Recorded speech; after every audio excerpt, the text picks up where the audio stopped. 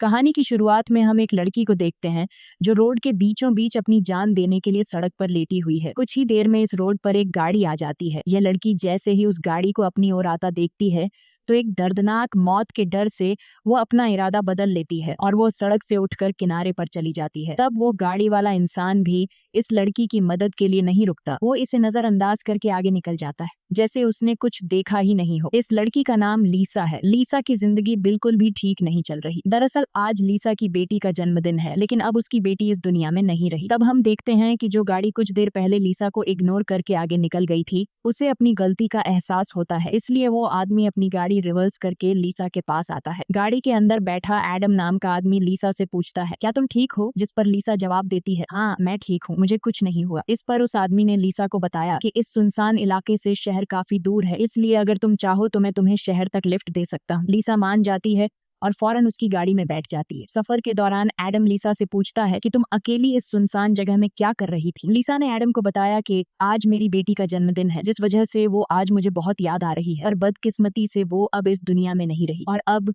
मैं बिल्कुल अकेली हूँ। कोई भी ऐसा नहीं है इस दुनिया में जिससे मैं अपना कह सकूं। लीसा की ये बात सुनकर एडम कहता है, अच्छा इस वजह से तुम रास्ते के बीचों बीच मरने के लिए लेटी हुई थी। जवाब में लीसा ने कहा, मैं मरना नहीं चाहती, बस एक बार किसी तरह से अपनी बेटी से मिलना चाहती हूँ। तभी लीसा कार का रेडियो ऑन कर लेती है। रेडियो पर एक न्यूज चल रही होती है। रिपोर्टर बताता है कि जंगल में एक सीरियल किलर घूम रहा है और आज सुबह इस किलर ने 2 और लड़कियों को मार दिया है। पुलिस के पास उस किलर की तस्वीर तो नहीं है, लेकिन उन्हें इसके बारे में ये जानकारी मिली है कि कातिल एक गोरे रंग का आदमी है जिसके पास ब्राउन कलर की गाड़ी है और उसके दाहिने हाथ पर एक क्रॉस का निशान है। ये खबर सुनकर लीसा के पैरों तले जमीन खिसक जाती है, क्योंकि रिपोर्टर रेडियो पर जिस कातिल का हुलिया बता रहा था वो कोई और नहीं बल्कि एडम ही था। उसके हाथ में क्रॉस का निशान देखकर लीसा बहुत ज्यादा डर जाती है। इससे पहले कि लीसा खुद को बचाने के लिए कुछ कर पाती, तभी एडम अचानक जोर से कार का ब्रेक लगाता है, जिससे लीसा का सर तेजी से कार की डैशबोर्ड से जा टकराया और लीसा बेहोश हो गई। कुछ देर बाद जब लीसा की आंखें खुलीं, तब उसने खुद को एक अजीब से बंकर में कैद पाया जो चारों ओर से लोहे की मजबूत दीवारों से बना हुआ था। लीसा खुद को इस बंद जगह में कैद पाकर बहुत ज्यादा घबरा जाती है और मदद के लिए चिल्लाने लगती है, लेकिन उसकी मदद करने कोई नहीं आया। हम देखते हैं कि लीसा को एक अलग तरह का सूट पहनाया गया है और उसके हाथ में एक घड़ी भी पहनाई गई है। लीसा उस घड़ी को निकालने की बहुत कोशिश करती है, लेकिन वो घड़ी इतनी मजबूत थी कि काफी कोशिश के बाद भी वो उसके हाथ से नहीं निकलती। आखिर में जब उसे रियलाइज होता है कि इस जगह से निकलना इम्पॉसिबल है, तो वो थक हार कर एक जगह में बैठकर रोने लग जाती है। तभी अचानक उस चेंबर का दरवाजा खुला। लीसा ने देखा कि दरवाजे के दूसरी ओर एक सुरंग है। उस सुरंग के एंड से रोशनी नजर आ रही थी। लीसा को समझ आया कि अगर इस जगह से बाहर निकलना है तो इस सुरंग से होकर निकलना पड़ेगा। लीसा खुश हो जाती है कि उसे बाहर निकलने का रास्ता मिल गया है, लेकिन जैसे ही वो सुरंग के अंदर चली गई, तभी अचानक उसके पीछे उस चेंबर का दरवाजा अपने आप बंद हो गया। ये देखकर लीसा की सांस रुक गई और अब उसे समझ आया कि वो पहले से भी ज्यादा खतरनाक जगह में फंस गई है। तभी अचानक लीसा के हाथ में बंधे ब्रेसलेट में अलार्म बजने लगा और 11 मिनट का टाइमर सेट हुआ। ये देखकर लीसा समझ गई कि मुझे 11 मिनट में यहाँ से निकलना होगा, नहीं तो मैं हमेशा के लिए यहाँ पर बंद रह जाऊंगी। इसीलिए लीसा अपने हाथों और पैरों के बल रेंगती हुई जल्दी से उस रोशनी की तरफ बढ़ने लगी, लेकिन जैसे ही वो उस रोशनी के करीब होती जा रही थी, तभी अचानक उस सुरंग का आगे का दरवाजा धीरे धीरे बंद होने लगा। ये देखकर लीसा और तेजी से आगे बढ़ने लगी, लेकिन जब वो उस दरवाजे के पास पहुंची तो वो दरवाजा पूरी तरह से बंद हो चुका था। लीसा को कुछ समझ नहीं आ रहा था कि अब यहाँ से कैसे निकला जाए। वो चीख चीख कर रोने लगी। तभी उसकी नजर उस दरवाजे के बगल से जा रही एक दूसरी सुरंग पर पड़ी, लेकिन वो रास्ता बहुत ज्यादा तंग था। लीसा को अब कोई और दूसरा रास्ता नजर नहीं आ रहा था, इसलिए लीसा हिम्मत करके किसी तरह सुरंग के अंदर चली गई और काफी मुश्किलों के बाद वह उस रास्ते को पार कर लेती है और आगे बढ़ते हुए एक ऐसी जगह पर पहुंच जाती है जहां एक प्लेटफॉर्म की तरह 2 रास्ते बने हुए थे। एक रास्ता ऊपर से जा रहा था और दूसरा रास्ता नीचे से। लीसा को कुछ समझ नहीं आया और वो ऊपर के रास्ते को चुनती हुई घुटनों के बल आगे बढ़ने लगी, लेकिन थोड़ा आगे जाते ही नीचे का फ्लोर ऊपर उठने लगा। अगर वक्त रहते लीसा वहां से नहीं निकल पाई तो नीचे का रास्ता उसे ऊपर चिपका कर मार देगा। लीसा डर के मारे तेजी से आगे बढ़ने लगी। वो उस जगह के बीच बस पिसने ही वाली थी कि तभी इस सुरंग के एंड तक उसका हाथ पहुंच जाता है और जैसे ही वो रास्ता पूरी तरह से बंद होने वाला था, लीसा अपनी जान बचाकर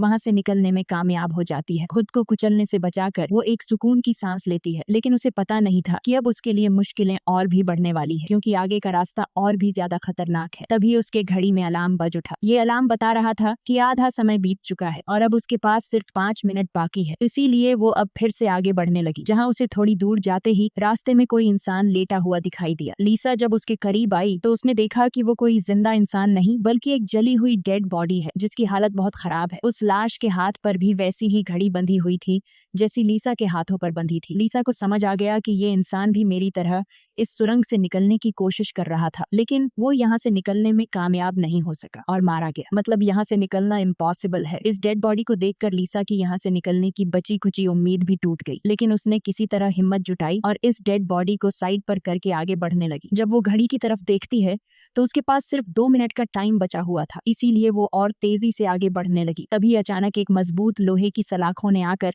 उसका रास्ता रोक दिया। साथ ही उस सुरंग की दीवारों में से ढेर सारे हीटिंग पाइप निकलकर बाहर आने लगे और उस जगह को गर्म करने लगे। ये देख लीसा पूरी तरह से घबरा गई। वो समझ गई कि जल्द ही उसकी भी लाश उस जले हुए इंसान की तरह इस सुरंग में पड़ी होगी। उसे आगे क्या करना है कुछ समझ नहीं आ रहा था। तभी उसके पीछे दीवार का एक छोटा सा सेक्शन खुल गया, जिसे देख लीसा पीछे की तरफ रेंगती हुई उसके अंदर घुस गई। अगले ही पल एक कांच के दरवाजे ने इस सेक्शन को पूरी तरह से बंद कर दिया। जैसे ही लीसा के हाथ में बंधी घड़ी में टाइमर 0 पर पहुंचा, तभी उन हीटिंग पाइप से आग फुंवारे की तरह निकलने लगी और देखते ही देखते वो पूरी सुरंग आग की लपटों में डूब गई। लीसा जिस सेक्शन में बंद थी वह पूरी तरह से सिक्योर था, जिस वजह से उसकी जान बच गई। कुछ देर बाद वो हीटिंग पाइप्स वापस दीवार में चली गई। लीसा जिस सेक्शन में बंद थी उस चेंबर का दरवाजा खुल गया। लीसा ने जो कुछ अभी अपनी आंखों के सामने देखा उस वजह से लीसा उस सेक्शन से बाहर नहीं निकलना चाहती थी, पर उस सेक्शन की दीवार लीसा को बाहर धकेल देती है और पहले की तरह अपने आप सुरंग से जुड़ गई। लीसा जैसे ही वहां से बाहर आई तभी उसकी घड़ी में फिर से 11 मिनट का टाइमर सेट हुआ। वह जैसे ही थोड़ा आगे बढ़ी तभी उस सुरंग का ऊपरी हिस्सा नीचे आने लगा और बिल्कुल उसके साथ आकर चिपक गया। बस इतना गैप बचा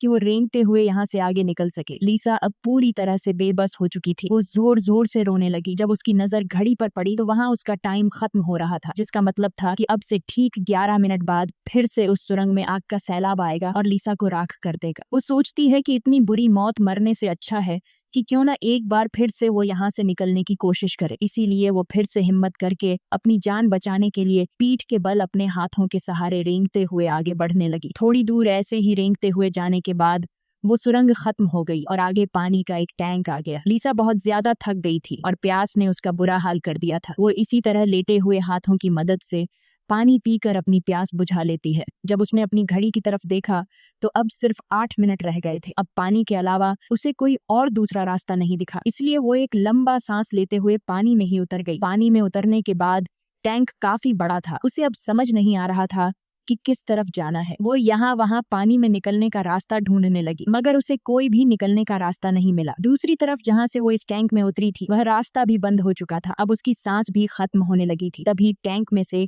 ऊपर की तरफ एक दरवाजा खुल गया। लीसा जल्दी से उस दरवाजे से होते हुए ऊपर निकल आई। बाहर निकलते ही उसने जोर जोर से सांसें ली और आगे का रास्ता तय करने लगी, लेकिन लीसा बहुत ज्यादा थक चुकी थी। आगे बढ़ना उसके लिए बहुत मुश्किल हो रहा था और कुछ ही देर में भारी थकान की वजह से लीसा की बीच रास्ते में ही आंख लग गई। लेकिन तभी लीसा के कानों में किसी के चीखने की आवाज गूंज उठी। वहां और भी कोई था जो मदद के लिए पुकार रहा था। उसकी आवाज सुनकर लीसा के अंदर बचने की एक उम्मीद जाग उठी, इसीलिए वो जल्दी से उस आवाज का पीछा करने लगी। अचानक एक जगह उसके ठीक नीचे एक दरवाजा खुला जिसके अंदर उबलता हुआ तेजाब था। लीसा उस तेजाब में गिरने से बाल बाल बची। वो तेजाब इतना खतरनाक था कि एक मजबूत लोहे को भी कुछ सेकंड में पिघला देता। लीसा जल्दी से अपने कपड़े का एक टुकड़ा काटती है और उसे टेस्ट करने के लिए तेजाब में डुबोती है। कपड़ा कुछ ही सेकंड में काली राख में बदल जाता है। ये देखकर वो बहुत ही संभल कर आगे बढ़ती है। वो अपने हाथों और पैरों को उस गड्ढे के किनारों पर रखकर उस जगह को पार करने ही वाली थी कि तभी उसका घुटना तेजाब में लग जाता है, जिससे लीसा दर्द से चीख पड़ी। खुशकिस्मती से उसके सूट की वजह से उसका घुटना गलने से बच गया, लेकिन उसके घुटने पर एक गहरा जख्म बन गया था। अच्छी बात ये थी कि अब वह मदद की आवाज काफी करीब से आ रही थी। लीसा अपना दर्द भूलकर फिर से उस आवाज का पीछा करने लगी और आखिरकार वो एक लोहे की ग्रिड के पास जा पहुंची। उससे कुछ दूरी पर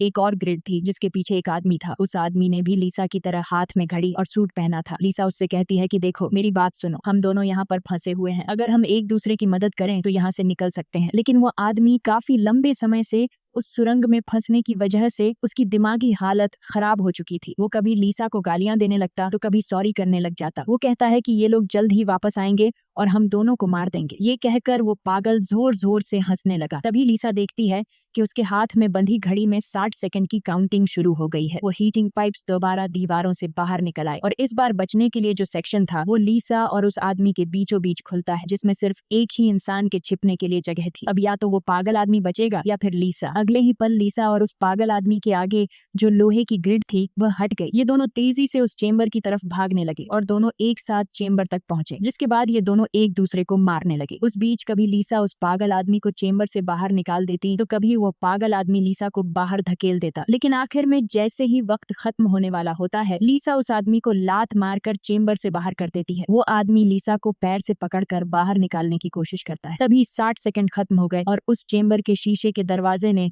उस आदमी का हाथ काट दिया। दर्द से वो आदमी चिल्ला उठा। तभी लिसा की नजर उस आदमी के हाथ पर पड़ी जिस पर क्रॉस का टैटू बना हुआ था। उस टैटू को देखकर लिसा समझ जाती है कि ये आदमी कोई और नहीं बल्कि उसे कार में बेहोश करने वाला सीरियल किलर एडम है। अब लिसा की सारी कंफ्यूजन दूर हो गई। पहले लिसा को लग रहा था कि एडम ने इसे यहाँ कैद करके रखा है, लेकिन उसकी ये सोच गलत थी क्योंकि एडम बेचारा तो अब खुद मौत के मुंह में था। इतने में ही लिसा की घड़ी पर 11 मिनट का वक्त पूरा हो गया और उन हीटिंग पाइप्स से निकलती तेज आग ने कुछ ही सेकंड्स में एडम को राख में बदल दिया। अपनी आंखों से एडम की इतनी भयानक मौत देखकर लिसा डर के मारे कांपने लगी। कुछ देर बाद सेक्शन के अंदर एक छोटे सुरंग में से एक रोबोट आता है। वह एक बहुत ही भयानक सा स्कल था। ये रोबोट लिसा को कोई नुकसान नहीं पहुंचाता बल्कि उसके तेजाब से जले हुए घुटने को ठीक कर देता है। लिसा ने उससे पूछा कि वो कौन है और उसे यहाँ क्यों लेकर आया है। जवाब में उस रोबोट के मुंह से एक टूल निकलता है और वो टूल लिसा के सूट के साथ कनेक्ट हो जाता है। उस टूल की मदद से लिसा को फ्लैशबैक की सारी बातें याद आने लगती हैं, जब वो कार में एडम के साथ थी और उसे एडम की सच्चाई का पता चलने पर एडम की उसके साथ झड़प हो गई थी। उस दौरान एडम ने लिसा पर चाकू से सीने पर वार किया और कार से बाहर फेंक दिया था। उसी पल लिसा को आसमान से उसकी ओर आती एक सफेद रोशनी दिखाई दी थी, जिसके बाद लिसा वापस प्रेजेंट में आती है। लिसा को अब एक बात समझ आ जाती है कि उन एलियंस ने ही दरिंदे एडम से उसकी जान बचाई थी और उसे यहाँ लाए थे, लेकिन वो उसे यहाँ क्यों लाए थे ये बताए बिना ही वो रोबोट वहां से निकल गया। लिसा ये भी समझ जाती है कि ये लोग जो भी हैं वे उसे मारना नहीं चाहते, बस उसे इस गेम को पार करना होगा, तभी वो यहाँ से निकल पाएगी। लिसा अब आगे का रास्ता तय करने उस चेंबर से बाहर आ गई। एडम का कटा हुआ हाथ भी वहाँ पर पड़ा हुआ था। उसी समय लिसा को उस कटे हाथ पर टाइमर के नीचे कुछ सिंबल्स दिखाई दिए। लिसा उन सिंबल्स का मतलब समझने की कोशिश कर ही रही थी कि तभी एक घूमता हुआ पंखा उसकी ओर आने लगा। उसे देख लिसा अपनी जान बचाने के लिए पीछे हटने लगी और उससे बाल बाल बचती हुई एक छेद से ऊपर की सुरंग में चली गई। तभी अचानक उसे सुरंग के ऊपर से किसी के चलने की आवाज सुनाई दी। वो आवाज एक जगह पर जाकर रुक गई। उस जगह पर सुरंग का ढक्कन खुला और उसमें से एक भयानक सा क्रीचर उतरा, जो देखने में तो इंसान था लेकिन जानवरों की तरह घुरा रहा था। उसका शरीर पूरी तरह से जल चुका था और उसकी आंखें सफेद पत्थर की तरह चमकदार थीं। तभी लिसा की नजर उसके कटे हुए हाथ की तरफ गई। उसका कटा हुआ हाथ देखकर लिसा समझ गई कि वो कोई और नहीं बल्कि एडम है, जो जलने के बाद एक राक्षस में बदल चुका है। अब वो लिसा को मारना चाहता था। एडम की आंखें जल गई थी, इस वजह से वह लिसा को देख तो नहीं सकता था पर वो सुन सकता था। लिसा चुपचाप धीरे धीरे आगे बढ़ने लगती है, लेकिन तभी उसकी घड़ी के फर्श पर टकराने से एक हल्की सी आवाज गूंज उठी, जिससे एडम को उसकी भनक लग गई और तेजी से लिसा को मारने के लिए उसके पीछे आने लगा। लिसा उसके हाथ लगने ही वाली थी कि तभी लिसा एक पतली सुरंग से उस पार चली गई। एडम को कुछ नजर न आने की वजह से वह उस जगह को पार नहीं कर पाया। लिसा उस सुरंग से आगे बढ़ती हुई एक ऐसी जगह पर पहुंची जहां उसके पास आगे जाने के लिए 2 रास्ते थे। लिसा को कुछ समझ नहीं आ रहा था कि किस रास्ते को चुनना चाहिए। वह बहुत सोचने के बाद जब उसे कुछ समझ नहीं आता तो वह एक अंदाजे से लेफ्ट वाले सुरंग में घुस जाती है। सुरंग के बाहर एक कमरा था जिसकी चारों ओर कांच की दीवारें थीं। उन दीवारों पर लिसा को उसके पैदा होने से लेकर अपनी बेटी को जन्म देने तक की सारी यादें दिखाई दे रही थीं। वहां लिसा ने यह भी देखा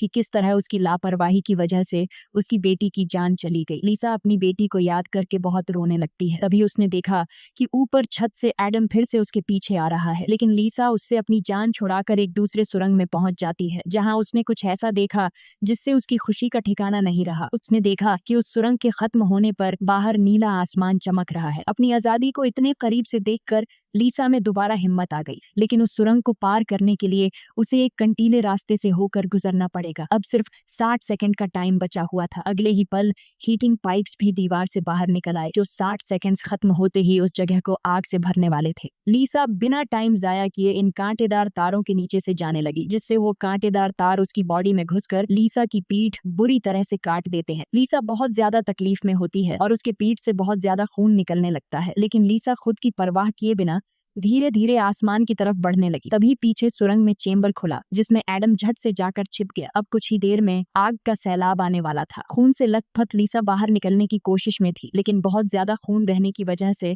अब आगे बढ़ना उसे मुश्किल हो रहा था। उसकी आंखें धुंधली हो रही थीं। तभी 60 सेकंड्स खत्म हो गए और अगले ही पल वहां आग बरसनी शुरू हुई। उससे पहले कि वो आग का सैलाब लीसा को भी अपनी चपेट में लेता, लीसा के ठीक नीचे एक द्वार खुला और वो नीचे एक चेंबर में जा गिरी और बेहोश हो गई। थोड़ी देर बाद जब लीसा की आंख खुली तो उसने देखा कि वह फिर से उसी जगह पर आ गई है जहां से उसने बढ़ना शुरू किया था। यानी अब तक उसने जितनी भी मेहनत की यहाँ से निकलने की, वो सारी जाया चली गई। ये देखकर लीसा अब पूरी तरह से टूट चुकी थी। तभी वो रोबोट उसकी मरहम पट्टी के लिए दोबारा आ जाता है। लीसा ने उसे मरहम पट्टी करने से रोका, क्योंकि वो दोबारा ये सब दोहराने के लिए तैयार नहीं थी। उसने रोबोट से कहा कि वो अब सिर्फ मरना चाहती है। उस रोबोट ने लीसा की बात मान ली और उसके मुंह से एक इंजेक्शन निकलकर लीसा के शरीर की तरफ बढ़ने लगा। तभी लीसा को एडम के हाथ पर बने हुए निशान याद आ गए। वो समझ गई कि जरूर वो निशान यहाँ से बाहर निकलने का रास्ता बताते हैं, इसलिए वो अपने खून से दीवार पर एडम के हाथ पर बने हुए निशान बनाने लगी, जिसे काफी गौर से देखने के बाद लीसा को पता लगा कि ये तो एरो है जो यहाँ से निकलने की डायरेक्शन बताते हैं। जैसे कि पहला एरो लेफ्ट साइड की तरफ मुड़ा हुआ था, जिसका मतलब रास्ते में आने वाली पहली 2 सुरंगों में से उसे लेफ्ट साइड वाली सुरंग के अंदर जाना चाहिए। दूसरे नंबर का एरो राइट साइड की ओर मुड़ा हुआ था, यानी पहली सुरंग को पार करने के बाद जब फिर से एक साथ 2 सुरंगें आएंगी तब राइट साइड वाली सुरंग के अंदर जाना चाहिए। उसे लगा कि जरूर मेरे हाथ की घड़ी के नीचे भी इसी तरह के सिंबल्स बने होंगे जो यहाँ से बाहर निकलने की डायरेक्शन बताते हैं। ये समझते ही लीसा ने उस रोबोट से उसके जख्मों को ठीक करने को कहा। जख्मों की मरहम पट्टी होते ही वो एक नई उम्मीद के साथ फिर से इन टनल्स में निकल पड़ी। लीसा पहले भी इन सुरंगों से गुजर चुकी थी, इसलिए वह बड़ी आसानी से उन सुरंगों को पार करते हुए आगे बढ़ने लगी और उस तेजाब से भरे गड्ढे के पास जाकर रुक गई। वहां उसने अपनी घड़ी को तेजाब में जलाकर उसे अपनी कलाई से अलग किया। उसकी कलाई पर भी ठीक वैसे ही सिंबल्स थे जैसे एडम के हाथ पर थे, बस उनमें थोड़ी बहुत चेंजिंग थी। लीसा उस जली हुई घड़ी को अपने हाथों में लिए हुए आगे बढ़ने लगी और उस जगह पर पहुंच गई जहां उसने पहली बार इन 2 टनल्स में से लिफ्ट वाले टनल को चुना था, लेकिन सिंबल्स के मुताबिक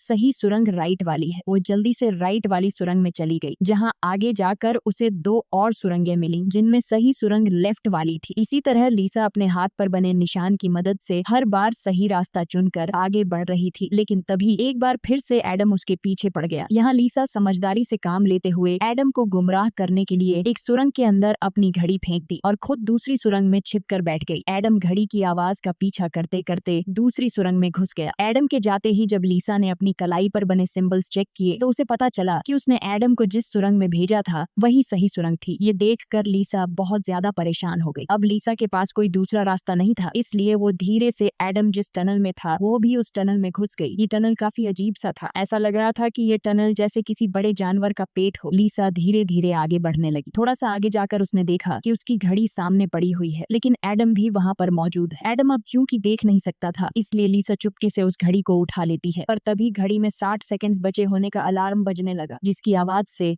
एडम को लीसा की भनक लग गई। वह दोबारा लीसा का पीछा करने लगा। उससे बचने के लिए लीसा जिस रास्ते से आई थी उसी रास्ते से वापस भागने लगी। उस वक्त लीसा की घड़ी में 60 सेकंड्स का काउंटिंग शुरू हो चुका था और सुरंग से हीटिंग पाइप्स भी निकल आए थे। साथ ही सुरंग में बचाव चेंबर भी खुल चुका था। लीसा जल्दी से उस चेंबर में जाकर छिप गई। एडम भी वहां तक पहुंच जाता है, लेकिन अब काफी देर हो चुकी थी क्योंकि उस चेंबर को शीशे के दरवाजे ने बंद कर दिया था। यहाँ लीसा एडम को चिढ़ाने के लिए उसे मिडिल फिंगर दिखाती है, पर बदकिस्मती से इस बार आग बरसाने वाले हीटिंग ट्यूब्स आग बरसाए बिना ही अंदर चले गए, जिसके बाद चेंबर का दरवाजा भी खुल गया और अगले ही पल एडम लीसा पर टूट पड़ा। लीसा भी खुद को बचाने के लिए एडम से लड़ पड़ी और उस शैतान के सर को अपने पैरों से दबाने लगी। पीछे से चेंबर की दीवार भी लीसा को आगे की तरफ धकेलने लगा, जिससे उस शैतान एडम का सर कुचल गया और फाइनली लीसा को एडम से छुटकारा मिल गया। लीसा अब अपने रास्ते पर आगे बढ़ने लगी, जहाँ आगे चलकर उसे वापस 2 रास्ते मिले। उसकी कलाई पर बने सिंबल्स के मुताबिक उसे राइट वाले सुरंग से जाना था और ये उस भूल भुलैया की आखिरी सुरंग थी। लेकिन तभी लेफ्ट वाली सुरंग से एक लड़की बाहर निकल आई। उसे देख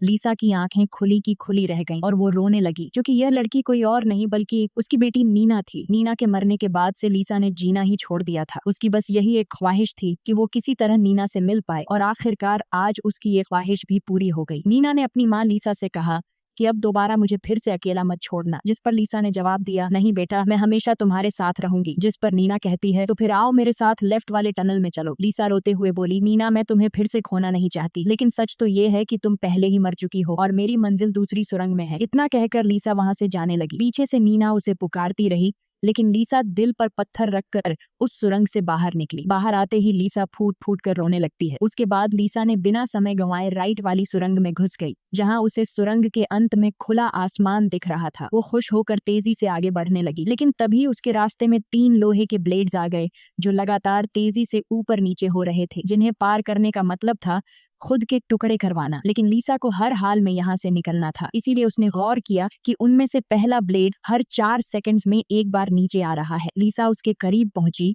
और जैसे ही वो ब्लेड ऊपर गया तो 4 सेकंड्स पूरे होने से पहले झट से उस पार चली गई। उसके बाद वो दूसरे ब्लेड के पास पहुंच जाती है। इसी तरह दूसरा ब्लेड हर 3 सेकंड्स में नीचे आ रहा था। लीसा ने हिम्मत दिखाते हुए उसे भी पार कर लिया, लेकिन लास्ट वाला ब्लेड सिर्फ 2 सेकंड्स में नीचे आ रहा था, जिसे पार करना लीसा के लिए बहुत ही मुश्किल था। पर आजादी की चाहत में लीसा ने उसे भी पार तो कर दिया, लेकिन बदकिस्मती से उसका पैर ब्लेड के बीच आकर कट गया। लीसा का दर्द से बुरा हाल हो गया था, लेकिन लीसा अपने पैर की परवाह किए बिना सुरंग के एंड तक पहुंच जाती है, जहां उसे खुला आसमान नजर आ रहा था। लेकिन जैसे ही उसने अपना हाथ सुरंग से बाहर निकालने के लिए आगे बढ़ाया, उसका हाथ सामने लगाए स्क्रीन पर जा लगा, जहां खुले आसमान का वीडियो चल रहा था। ये देखकर लीसा बहुत ज्यादा मायूस हुई। उसने कहा, मैंने वो सब कुछ किया जो मुझे करने को कहा गया था। उसके बाद वो पागलों की तरह हंसने लगी। तभी सुरंग से हीटिंग पाइप्स निकल आए, क्योंकि अब कुछ देर बाद 11 मिनट का टाइम खत्म होने वाला था। लीसा अब सुकून से मौत का इंतजार करने लगी, लेकिन इस बार वो हीटिंग पाइप्स उसे जलाए बिना ही वापस सुरंग में चली गई। तभी अचानक सुरंग का ऊपर का हिस्सा खुल गया और एक तेज रोशनी लीसा पर पड़ी। लीसा का शरीर अपने आप हवा में उठने लगा